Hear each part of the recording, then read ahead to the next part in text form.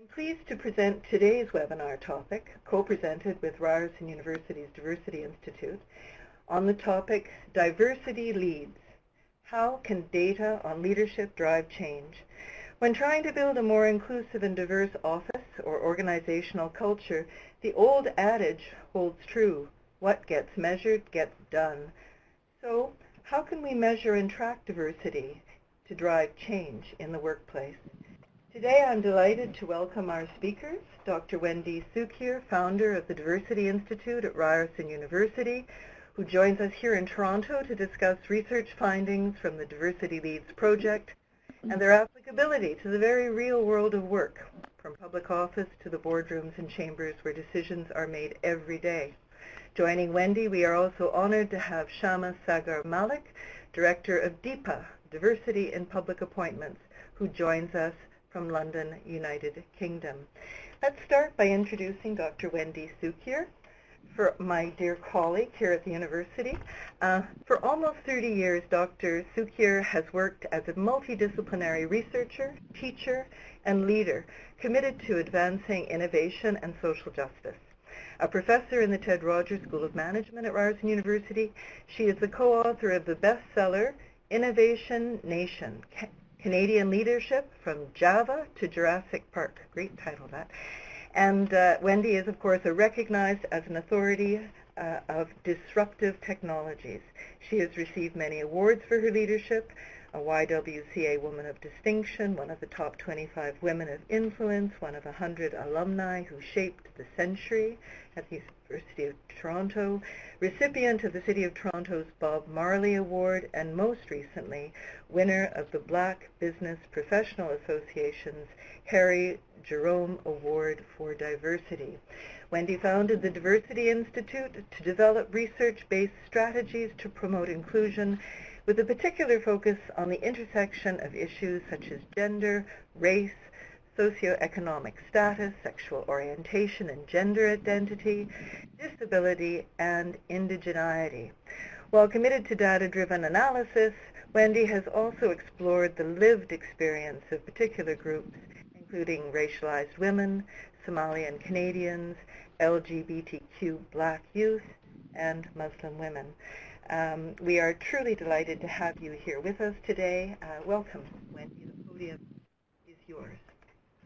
Thank you so much, Kim, and welcome to everybody. It's really an honor to be here, especially when I look at the list of participants, which includes so many leaders in the field. So I'm really looking forward to the discussion with all of you.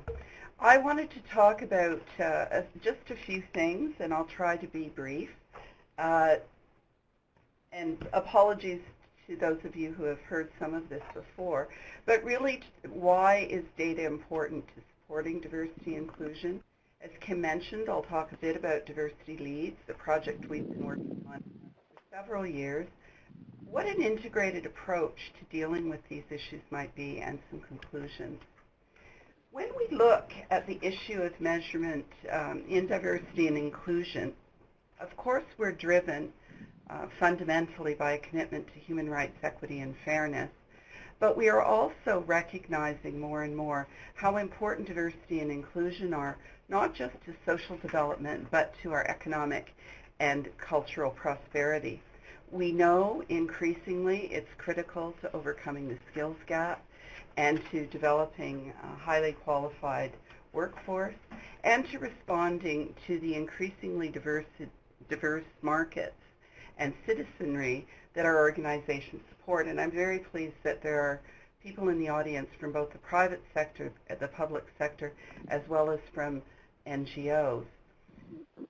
Diversity and inclusion have been shown to drive employee engagement and therefore performance, and to promote innovation and creativity.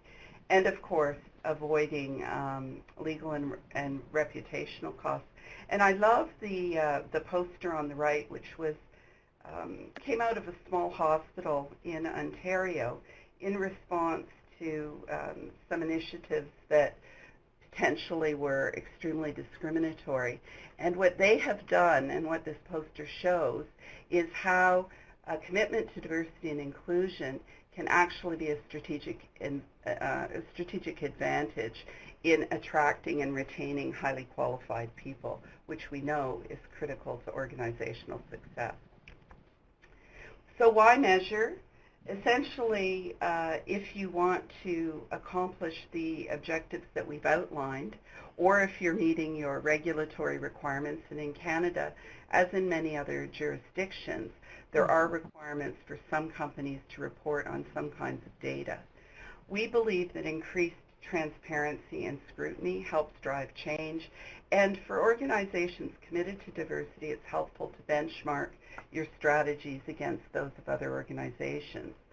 In many companies, increasingly, we're seeing that measurement is important because commitment to diversity and inclusion and actual results are being tied to reward systems. And initiatives that measure and report on diversity clearly communicate a commitment to diversity both to your internal and external stakeholders, and often provide a way to engage more than the usual suspects.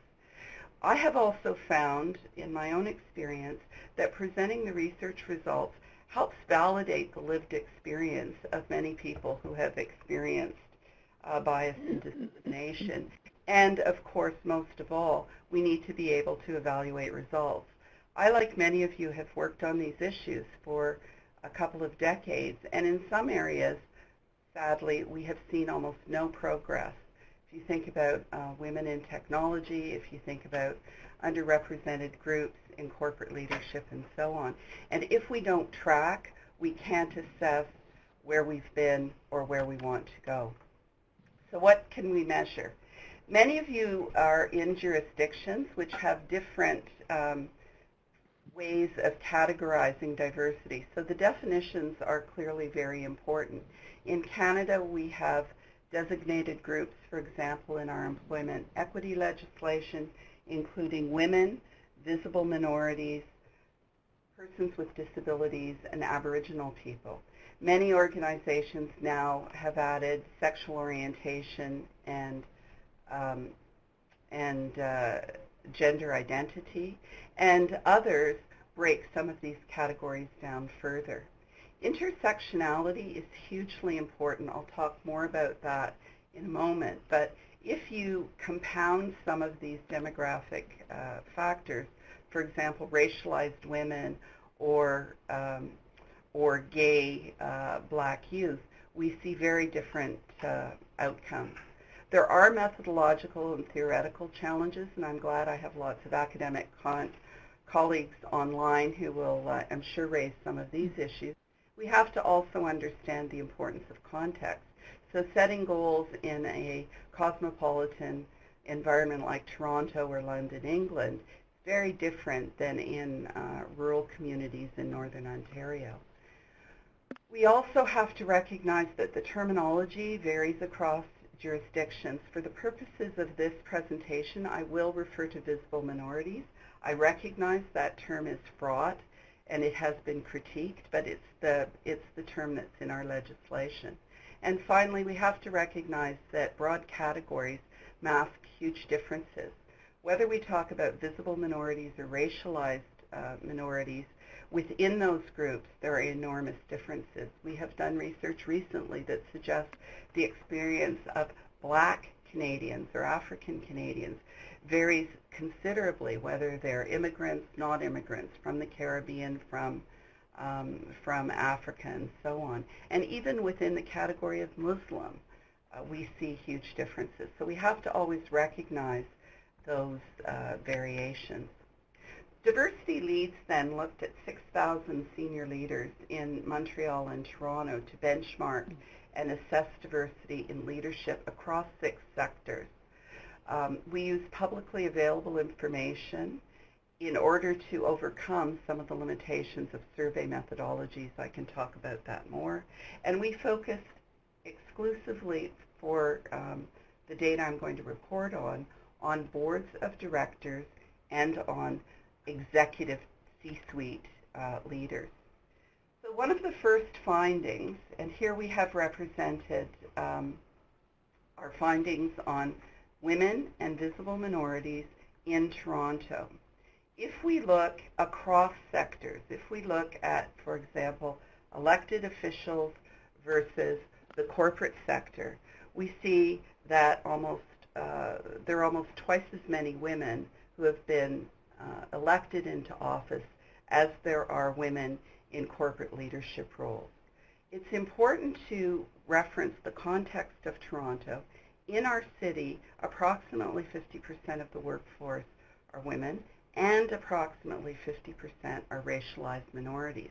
So you can see how much better women are represented in these leadership roles relative to the population than racialized minorities are.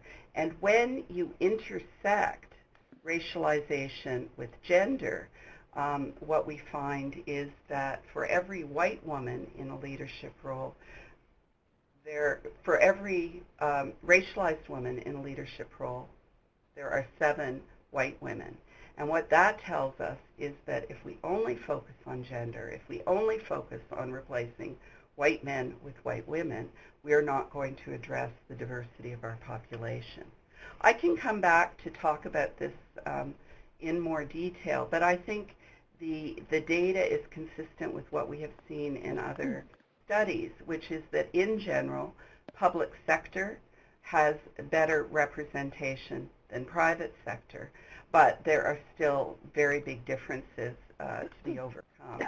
We have seen incredible progress in Canada among elected officials on all dimensions of diversity, but that is not yet reflected in other sectors. Moving now to Montreal, which is a different context. In Montreal, again, 50% of the workforce is female, but only about 20% are racialized minorities. Nevertheless, in spite of those differences, what we see is that in general, Montreal is actually ahead of Toronto when it comes to the representation of women in leadership roles. In our largest voluntary sectors and government appointments, they're very close to 50%. But Montreal lags behind Toronto in the representation of racialized minorities in leadership roles. In fact, among the private sector companies we looked at, of 60, only 3 had any visible minorities on their boards. It was quite shocking to us. But the patterns are somewhat consistent in terms of the variations between sectors, and then this huge gap between the progress that women have made versus the progress that racialized minorities have made, in spite of the fact that we still see big gaps for women. One of the very important findings of this data is this point referenced on the slide in front of you, that the averages mask differences within sectors. What do I mean by this?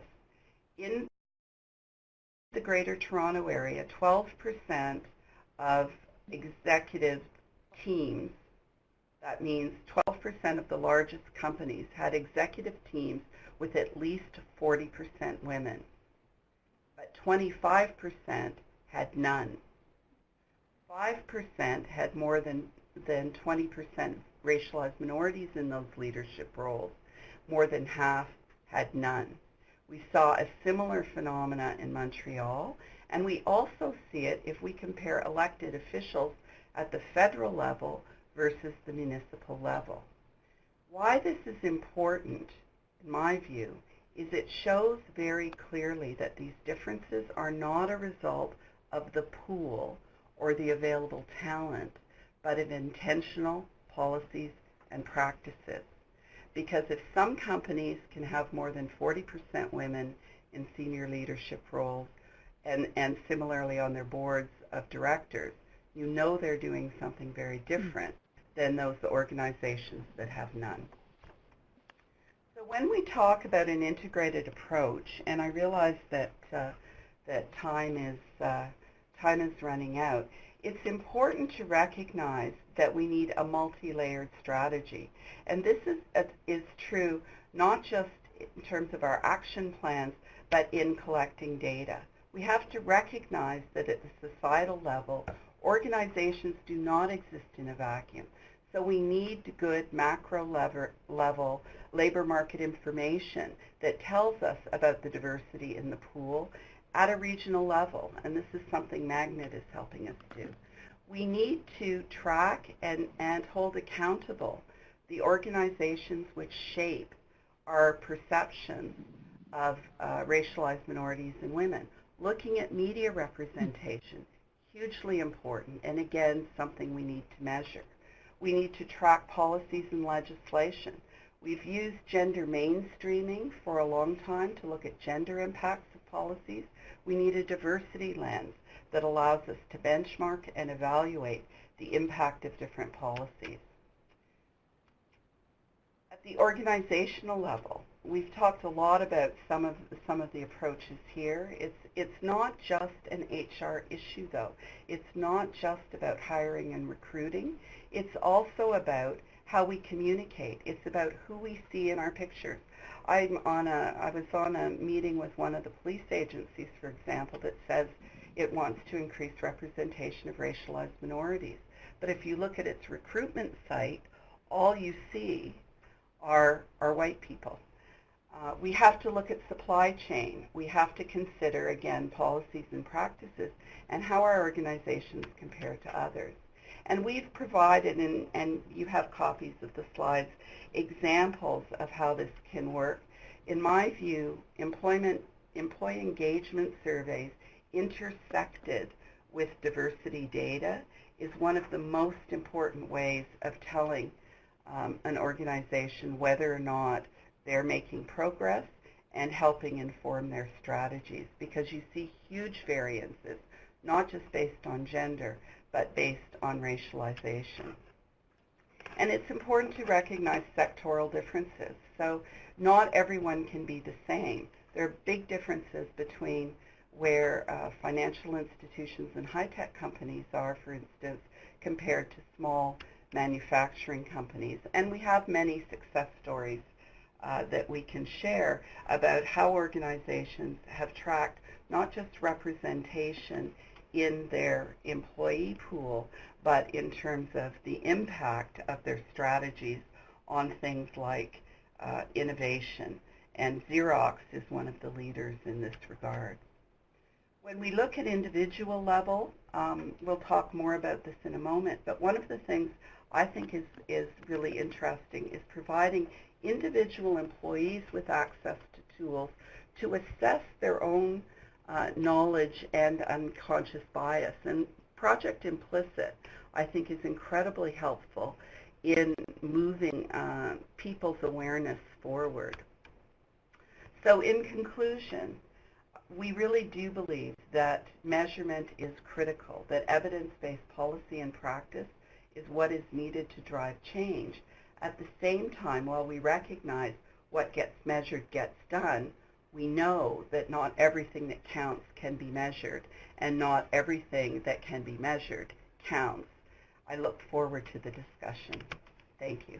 Oh, thank you, Wendy, for that excellent overview of Diversity Leads' impressive multi-year cross-sectoral analysis, robust tracking, rigorous evaluation, transparency, and a willingness to disrupt. I like that disruptive piece, and being willing, of course, not only to be intentional but to examine our own biases. We have much to discuss here, so I would very much like to turn the conversation to our second guest today, Shama Saggar-Malik, Director of DIPA, Diversity in Public Appointments. Shama is the founder and director of DIPA, Diversity and Inclusion in Public Appointments, based in London, England. And the focus of DIPA is to improve the diversity of representation in public non-executive appointments and to help grow future potential for other types of public life and community leadership roles.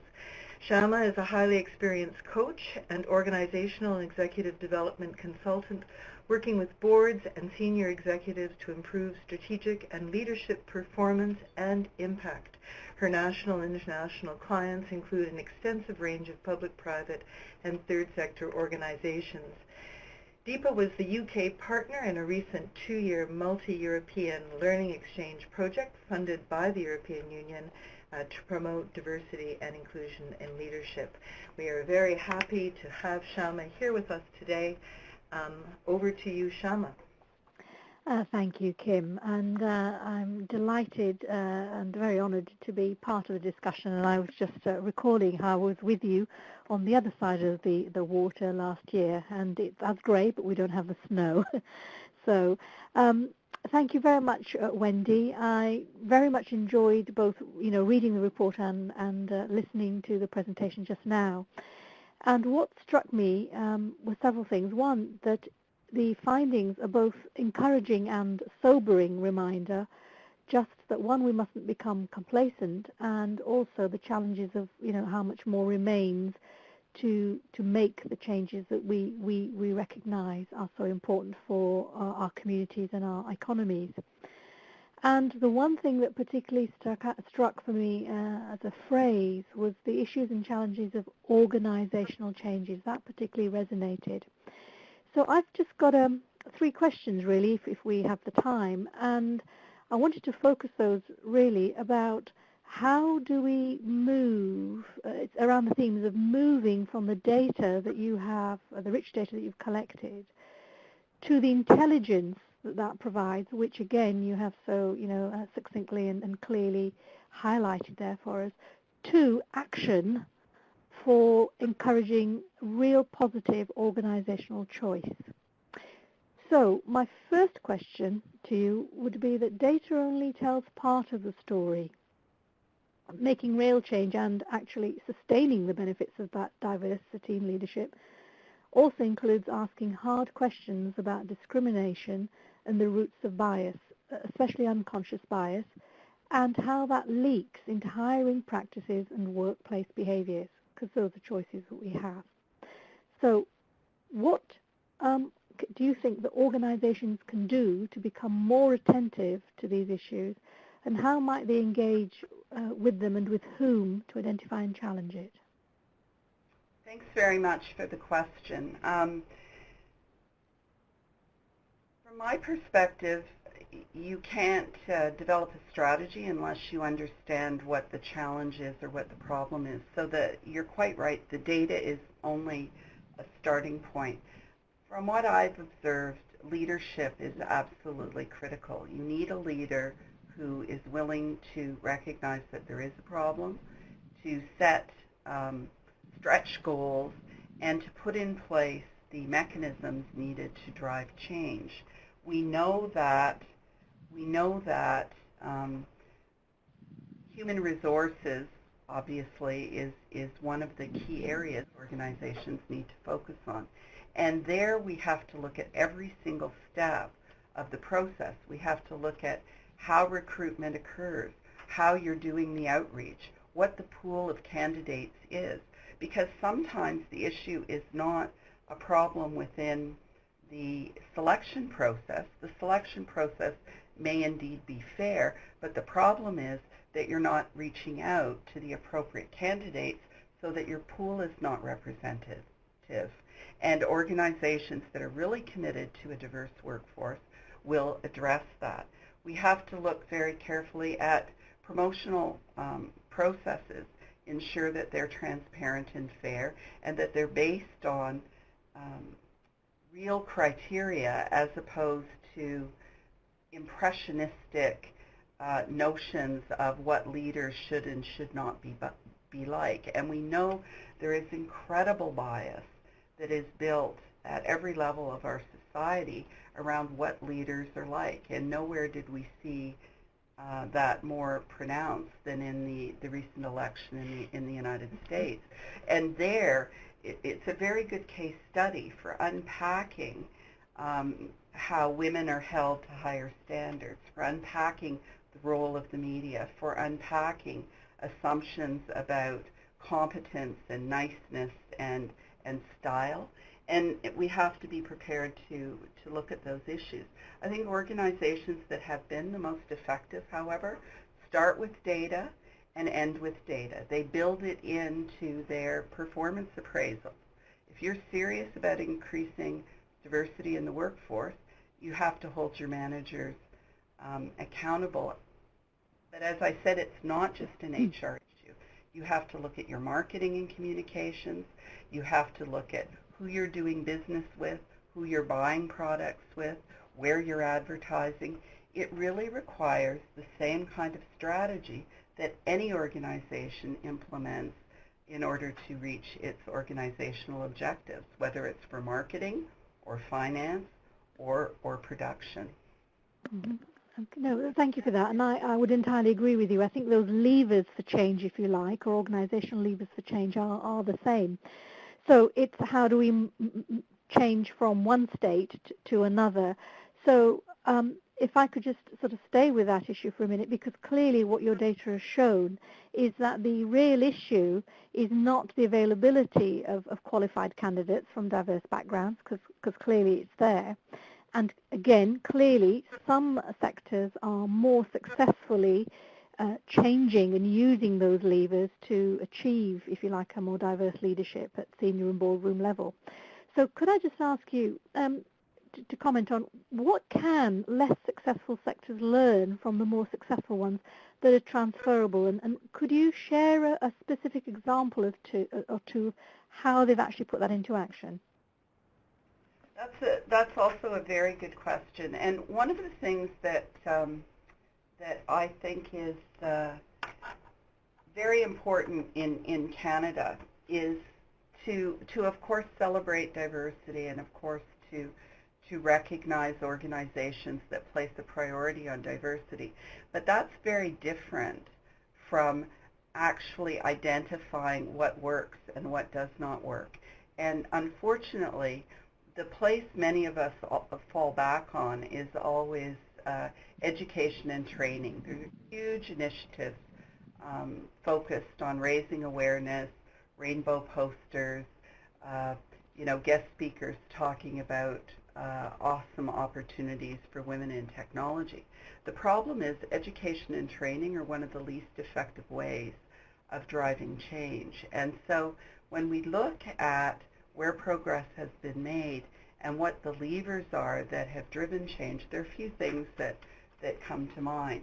One thing in Canada, for example, is we have many organizations that have been subject to employment equity legislation for many years, which means they've had to track, they've had to explain whether there are targets and why they haven't met the targets. In general, in Canada, those organizations are at the, and those sectors are at the head of the pack. Financial institutions, large information communications technology organizations have put in place very comprehensive strategies around human resources. We know that in some sectors there has been particular attention paid to procurement, and we've seen real impact of things like legal leaders for diversity, where the legal counsels in large organizations essentially signed on to a pact saying that they would consider diversity in the procurement of legal services for their firm. That's measurable, and it certainly imposes a level of accountability on their suppliers, which drives change faster than anything else from my perspective. Within, for example, I know there's some representatives from policing agencies online. We've seen some policing organizations, Hamilton Regional Police comes to mind, where the representation within the police service almost exactly mirrors the community. Looking at some of the initiatives that have been put in place there to really drive recruitment and promotion, very, very important. So I think you can look across sectors, but you also need to look within your sector and to recognize the differences in context. I believe that we know an enormous amount about how to drive change and innovation certainly when it comes to promoting the adoption of new technologies or the marketing of new products and services. And we have to take the same kind of thinking and apply it to driving change when it comes to diversity and inclusion. No, and again, I would agree with you on that, and I'd certainly welcome, once we open it up, to have some specific examples, so perhaps we could learn from that. I think I'd also just briefly comment. We've had some experience in the UK about using some of those same levers like procurement and getting some of the training interventions as well, and growing that pool. And again, I by no means saying we've got it right, or that we're being as successful as we want to be, or indeed should be. And it links back to me again, which is about the issues to some extent of unconscious bias and the link that you're talking about needing to be disruptive. And a word I often use is that even when we're using those levers, there is something about needing to disrupt or to interrupt the practices and the assumptions in the way that we both activate those levers and then implement them. So when we're talking about procurement, it's actually checking ourselves in terms of the individual practices. So, from an awareness of it to the, if you like, the interruption of it to the ultimately the disruption. And linked to that, I suppose, for me, is the issue you were saying that, you can have all these levers, but you do need leadership at the end to make sure that it delivers it. So it's back to that accountability.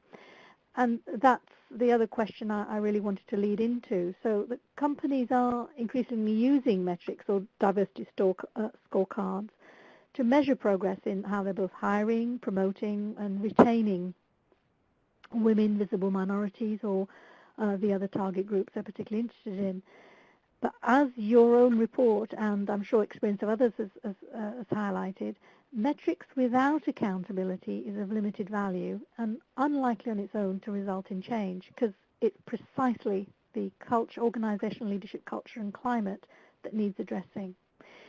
So again, if we were trying to move from that intelligence to action, what are your views, Wendy, on how organizations can practically go about developing clear accountability processes for diversity in leadership? So thank you for the question. Again, I think that it's not necessarily the most popular way of framing it, but I do think rewards and sanctions work. I think that we have to drive culture. Culture eats strategy when it comes to these issues without question. And I, for example, was part of a hiring committee where not only did we get the guidelines around unconscious bias, but we were instructed to call out each other if we observed behaviors or comments that we thought reflected unconscious bias. And getting permission to raise the gender issues in that kind of context is hugely disruptive, because certainly I'm confident many people on the call have been the person at the table who's always raising gender or always raising issues of people with disabilities and so on. But I'll give you a couple of specific examples about how you build in accountability. When it comes to comply or explain legislation, for example, which Canada is moving to, you need public disclosure of the data. You need to provide information about where different companies are in terms of representation at leadership levels. We have a lot of awards for diversity, best diversity employers, and so on, but very often they are not related to actual outcomes. They're related to intentions, and I think we have to have more public reporting on outcomes rather than intentions. Within organizations, tying compensation to performance related to diversity and inclusion is a really good way to translate words into action. If you think about the university sector, they're my people, but I believe that if the accreditation standards for for universities around engineering looked at diversity issues, we'd see huge changes in behavior. We have universities like Queen's that are getting close to 30% women in engineering, and we have others that have under 10%. When we look at hospital accreditation, if diversity is built in both to their human resources metrics as well as to their patient service metrics, you will see changes in behavior. So I believe that we need to mobilize at the individual, organizational, and national level to deal with some of these issues. If companies that are really committed to diversity hold publishers, newspaper publishers, to account when none of the stories in the business section feature immigrant entrepreneurs or female entrepreneurs, that gets them where it hurts. And I think we really have to be intentional about this and think about rewards and punishments that are actually tied to progress. Yeah, and I would be entirely with you. And it's very timely you mentioned that, because just in Britain yesterday, the government published what's called the McGregor-Smith report, which was reviewing the effectiveness of growing the diversity of particularly what we call black and minority ethnic communities, i.e. visible minorities in the workplace, and they've just issued a 26-point recommendation plan. I haven't read it myself yet, but I'm really looking forward to it, because it is that both the micro behaviors, if you like, and the systemic changes that you need to make that will really drive through that change.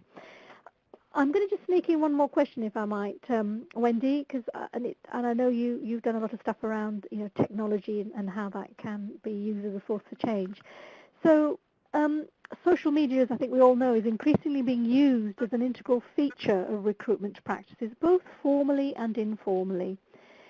What are your thoughts about how this might help or hinder our approaches to identifying and selecting a more diverse leadership talent pool? I mean, for example, what I'm thinking here is the possible impact of unconscious or confirmation bias if people, recruiters, are already looking and searching on LinkedIn or Facebook profiles.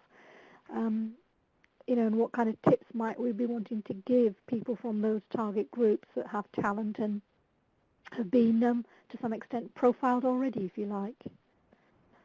That's a really good question. So clearly, if you have a social media presence, it needs to be professional, and it needs to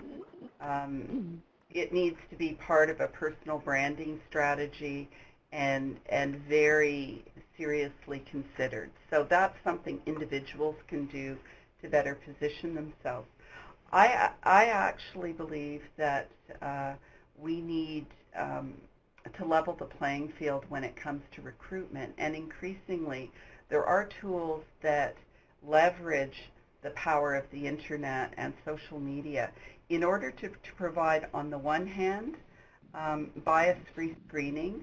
So we know of a number of tools. Magnet is one that we use in Canada. I know the UK is very advanced in tools that anonymize people's resumes so that you can't tell where they studied or where they work. You get a much more objective description of what their skills are. That's hugely important, because we know in Canada that unconscious bias results in people, regardless of how many years they've lived in the country, regardless of whether they're first or third generation, regardless of whether they were educated at our best schools, you are less likely to get an interview in my country if you have a, quote, foreign-sounding last name than if you have an Anglo-Saxon-sounding name.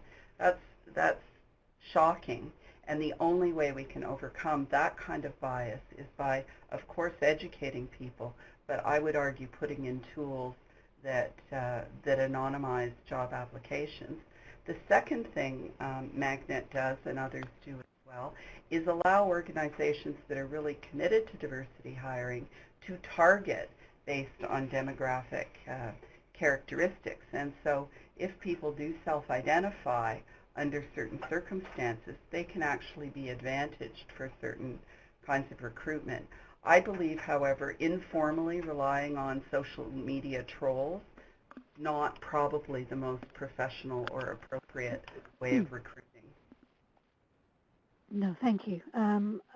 Yes, I think all of those are really important, and we have had in the UK both positive and less positive experiences, particularly from the employer or recruiting sides who are using that. So, for example, our civil service, which is the, if you like, the equivalent of federal government employees, they were using what we called name-blind recruitment, and they piloted that for a while, but it's not going as well as they either hoped, or they're certainly proving a little bit more hesitant. So the jury is out on that. In medicine and healthcare, that's been a little bit more of a wake-up call. So yeah. So I think, thank you for that, Wendy. It's given certainly me a lot of food for thought, and I'm sure I'm going to pass back to Kim now that lots of people have other things that have either resonated for them or it's making them want to come in on. Thank you very much, Wendy and Shama, for that really interesting exchange. I think driving culture shift is always a challenge, but it is essential to keep moving forward towards the workplaces and the world the society we want to live in. And I guess that means that we can't be afraid of being disruptive, that we need to be intentional, we need to examine our own biases. And of course, we also need to continue supporting research like this that gives us these very rich data sets. And to really, I think, appreciate the value of these longitudinal studies where this, where the research questions are being challenged year after year and refined until they give us the kind of results we were looking at today. It's very, very interesting. We're now going to move to some of the questions that we have coming in from our audience. And I'm going to take the first question is from Carol Baker-Lay. She asks, how do you utilize diversity data across agencies in a region after identifying inequities to promote coordinated planning in an area on inequities? Meaning, she says, strategic planning and advocacy within a sector on shared issues affecting local communities. So how do you utilize diversity data across agencies in a region in order to promote a more coordinated planning, more strategic and coordinated planning around inequities? And I guess we go straight to you, Wendy. So I think that this is a really good question because it can help you understand where there are opportunities within sectors and across sectors. So I'm thinking, for example, of our diversity lead study where we saw very high levels of representation on boards of directors in universities, for instance, or large non-governmental organizations and some hospitals that was not reflected in what we saw in boards in the private sector. And that, to me, raises some questions around whether or not the criteria that are being used to select board members in the private sector are genuine criteria associated with what the skill sets are, or whether there are assumptions that are simply built in that to be on a private sector board, you have to have been a CEO of a private sector company, when I think you can advance an argument that having been CEO of a university or a hospital is actually more complicated in some respects than being CEO of an organization where you can actually tell people what to do and expect them to do it. So I think there are lots of interesting conversations that can come out of that. Similarly, sharing data from government around labor market information and the diversity characteristics of the labor force can help you set appropriate targets for your organization. Does that answer the question, I hope? I think so. And Shama, would you like to comment on that one? How do you utilize diversity data?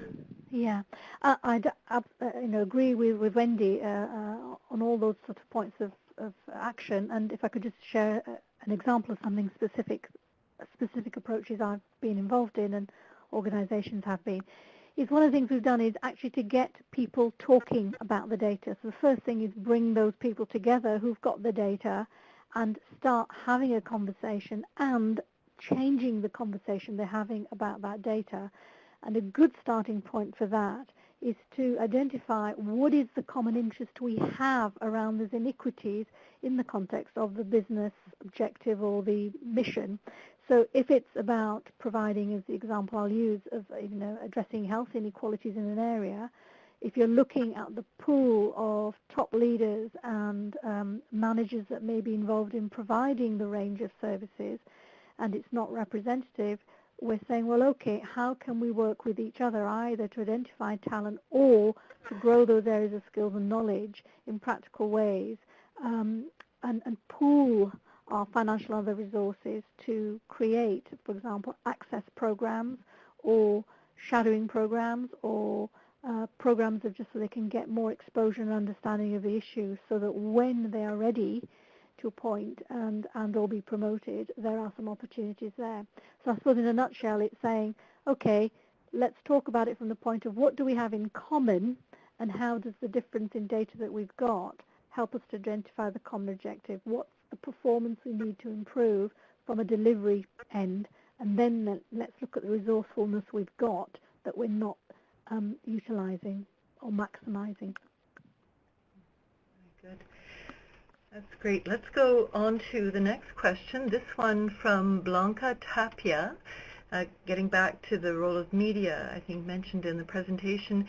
She says, do you think women should more prominently be quoted in the media? What do you think of so-called women expert databases for journalists, like the one by the Belgian Journalism Association, Exportalia?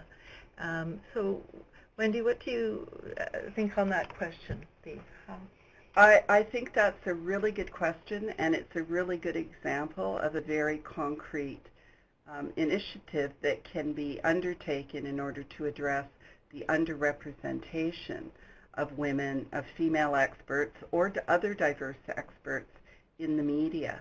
One of the really important things, in my view, is that very often we see underrepresented groups, women, racialized minorities, people with disabilities, and so on, in the media when they're quoted on gender issues, issues of race, or issues of disability, as opposed to having disabled lawyers talk about legal issues, women talk about economics, and racialized minorities talk about entrepreneurship.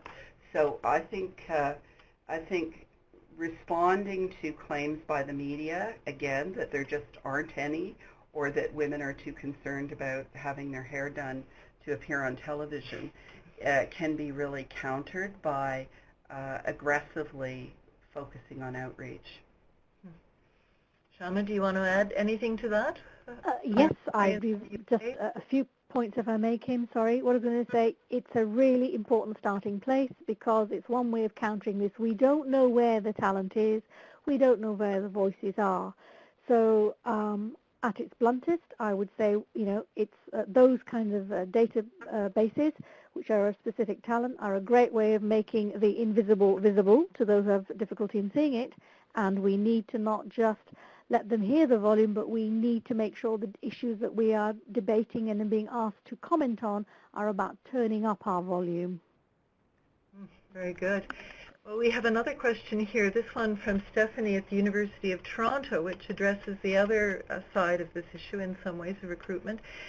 She asks, how does an organization reach out proactively to candidates who may have disabilities or be, I think we can say gender identified by group, etc., when there are profound disincentives to identifying as one who will seen to be as unable to do the job? What are the risks? So how does an organization reach out proactively to candidates who may have disabilities when biases towards people with disabilities or other groups may actually be an impediment to getting a job?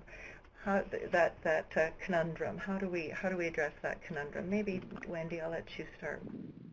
So I think it's a very, very important point, and I was recently at a conference board event where one of the companies present said that they had huge differences between self-identification of people applying for jobs versus self-identification of people through anonymized surveys. We know that self-identification rates, especially for people with disabilities, are often, and other groups as well, are often better indicators of climate than they are of the representation of those populations in the workforce, meaning if you have low rates of self-identification around disability or sexual orientation, gender identity, it's often because people are simply not disclosing, not that they're not there. And so we have to really balance some of these issues. We know that people with disabilities are probably the most discriminated group, at least in Canada, based on even employment equity data. I think that within universities we have an advantage because we have access centers which have, if they've done their job, have encouraged people to self-identify so that they will get appropriate accommodation. And certainly we know that recruiting through those mechanisms can work. And again, a number of organizations are banding together with organizations representing persons with disabilities in order to tackle these problems. But it's really good that you raise it. Thank you very much. And how about you, Shama? This is one area of a particular passion for mine, partly because I have a hearing impairment myself, and I've done a lot of work around developing disabled leaders, and we don't have the time today, but it's definitely something I think that needs to be tackled at all those levels. In the UK context, certainly having the legislative framework has been a really important starting point to give confidence both to individuals as well as, let's just focus on the example that you've asked for about universities and educational establishments, about a base on which to sort of hold them both to account and to, if you like, to have a starting point for asserting your right. However, in practice, the kind of things we found really worked was you have to do it collaboratively. So, for example, either establishing or setting staff networks and letting them be the intermediary for gathering the information, for engaging with some of the disabled staff who are not willing, or prospective candidates who are not willing yet to disclose their impairment. So I think there's that. And I think there's also complexity because there is this thing of, for want of a better phrase, hierarchies of disability, and people are more comfortable with certain kind of disabilities and impairments, and there is a lot of stigma attached to others. So, for example, in the UK, for anybody to talk about, particularly in the higher education establishments around having mental health issues, is seen as a very stigmatized area and very much more challenging for people to get their head round because of a lot of myths and misconceptions. Wheelchair users and dyslexia now is seen as more of the norm, and other kinds of impairments. So I think there is something there about needing to raise awareness and, again, start having more open conversations, generally both within the student population and with faculties about that. I think there's also something to be said about encouraging faculties to engage with their partners and collaborators out in business and wherever that are using talent and have already recognized the value of diversity. So, for example, I know Microsoft and Google positively have recruitment for certain kinds, well, people with disabilities and in certain cases, certain kinds of impairments, because they say that is what we positively want to recruit for and makes a difference. So I'm saying is, you can't necessarily be the first person to do it. You need to work through intermediaries and partnerships. They're good places to start. Come at it sideways. One of the, it's Wendy again. The other thing I want to mention is that when it comes to self-identification, people with disabilities are the least likely group to self-identify, and I believe this has a lot to do with the fact we see so few leaders who self-identify. Not that they don't have disabilities, but they don't self-identify as having them. And that whole issue is critically important. We need leaders to stand up and say, I've struggled with addictions, I have ADHD. There have been some great articles in Forbes about ADHD being the entrepreneur's superpower.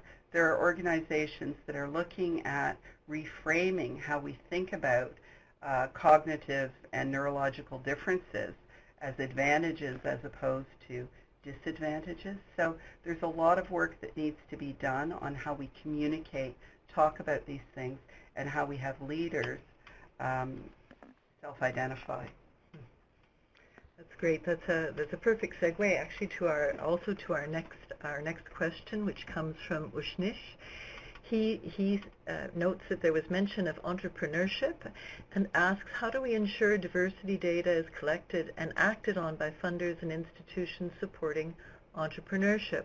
The focus of diversity data collection typically has been on hiring and promotion within existing organizations rather than looking at who is forming the new organizations. A great question for an entrepreneurial economy and for you, Wendy. It's a really, really, really, really good point. We know that in Canada that immigrants and refugees are disproportionately represented as among entrepreneurs, and it's partly because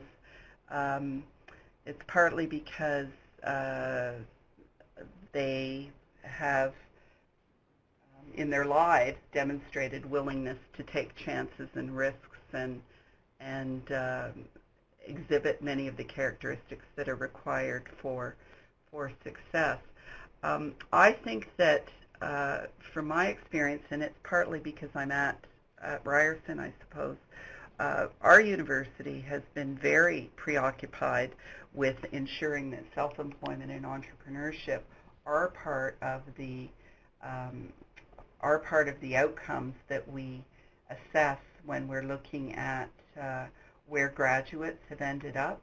I think the whole issue of employment measurement for graduates and intersecting that with diversity is hugely important, and not many jurisdictions are doing it particularly well, or I would argue prepared to really address what the data tell us as opposed to what they would like the data to tell us. So there is lots of work to be done in that space, but many of us are part of programs that are committed to driving entrepreneurship and startups, so we're collecting that data. Great. Thank you, Wendy. And Shama, would you like to comment on the entrepreneur in the equation? Yeah, just very briefly.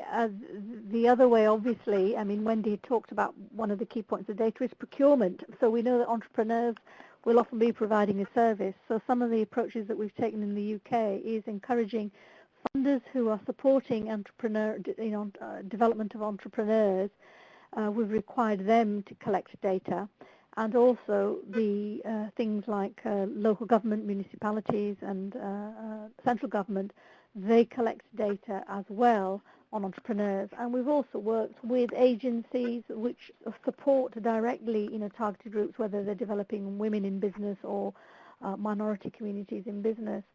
And I think, again, it's collecting data from them and showing the value that it has brought and using it to hold them to account. So if on the procurement, we're showing that you've procured only from this sector, or it's predominantly only women, and there's for example, a disabled section that is growing that can provide that, or a particular minority community, use it to hold account and to evidence the difference it's making, and get some hard metrics as well around what it's doing to the local economy. And those things we found that have started helping raise the profile of those entrepreneurs, not just individually, but as a force to be reckoned with, and the value that the diversity brings in terms of the local service provision. Mm-hmm. Thank you very much. Well, we have an incredible number of ideas to take forward with this into the world. This has been a very exciting discussion, and one that we need to continue to have to ensure that we can move an agenda for more representation, diversity, and difference forward. We've come to the end of our Q&A. I'd like to have the host's privilege of asking the last question. What I would like to ask both of you as we wind up is just to say that, women and prospective candidates from minority groups are often advised to raise their profile and get on the radar of hiring organizations. So I'd like to ask you, Wendy, and I'd like to ask you, Shama, what are 2 tips you would give to hiring organizations or boards as to how they could better raise their profile and the sincerity of their commitment to developing more diverse leaders? 2 questions, I think, there. One of them, how to get on the radar of hiring organizations, and how to make sure that hiring organizations have that their radar is receptive. Really good question. I think that, and it signals something that is really important. Organizations can only do so much. Individuals also have to take initiatives. And there's no question there are barriers, but you can equip yourself to be more successful and to overcome or get around some of those barriers. So building your networks, building your profile, making sure that you know how to communicate what you have to offer, doing the necessary outreach and connecting with people in decision-making roles, finding a mentor, asking for things that you need, and making sure that you have a really clear self-assessment, making sure that you know what your gaps are, what the gaps are in your track record, what your strengths and weaknesses are things that the individuals need to take on. I'll end there and let Shama maybe add in her perspective. Yeah. Shama, it's always great to hear these quick reflections at the end. So, 2 tips for getting on the radar of a hiring organization, what to do as an individual, and how can organizations be more receptive to make sure their radar is picking up. Okay. I'd agree with everything that Wendy said about individuals. I would just say that one of the very first things you need to do, in addition to looking at your LinkedIn profiles and Facebook profiles and how you're presenting yourself, is let people know you're interested and ask for feedback. That's really important. Who knows that you're interested and available, because it's not just about growing your own network. Think about the networks that they may have access to, so you don't necessarily have to do all the work yourself. Get people on board who could be spreading the word about, I know somebody who's talented or worth supporting or keeping an eye on for the future. So that's my tip for that side. In terms of hiring organizations and boards, I would say, and I'm going to be very cheeky and just do 2 very briefly. One is, don't focus on just the talent that is, if you like, ready now and immediately for appointment, but also focus on the ready soons, the talent, the people you've spotted with prospective talent, and engage with them in very practical ways to start growing their readiness for the future, whether it's using and involving them in task or work groups, because they may not be quite board ready yet, but with practical growth of skills and support, they could be linking them, as Wendy said, to protégés or mentoring and shadowing. So, plan for the future, not for what you read right now. And the second thing I'd say to challenge organizations is what I'm calling ask and tell.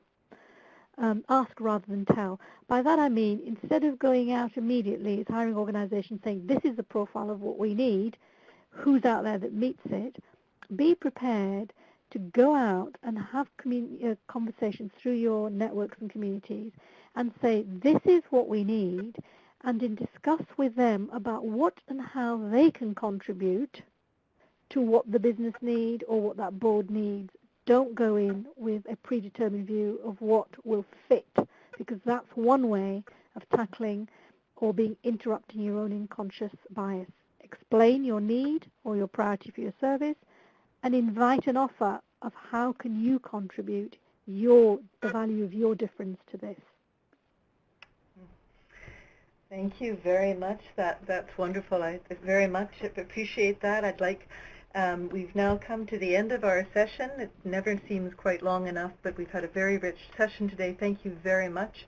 On behalf of all of our participants, the Cities of Migration team here at the Global Diversity Exchange, I'd like to thank Dr. Wendy Sukyur and Shama Saggar-Malik for a brilliant exchange of ideas, conversation strategies for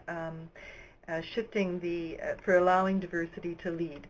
To our audiences and Cities of Migration everywhere, I'd like you to imagine this excellent work being interpreted in your city, adapted in your organization, or changing your neighborhood.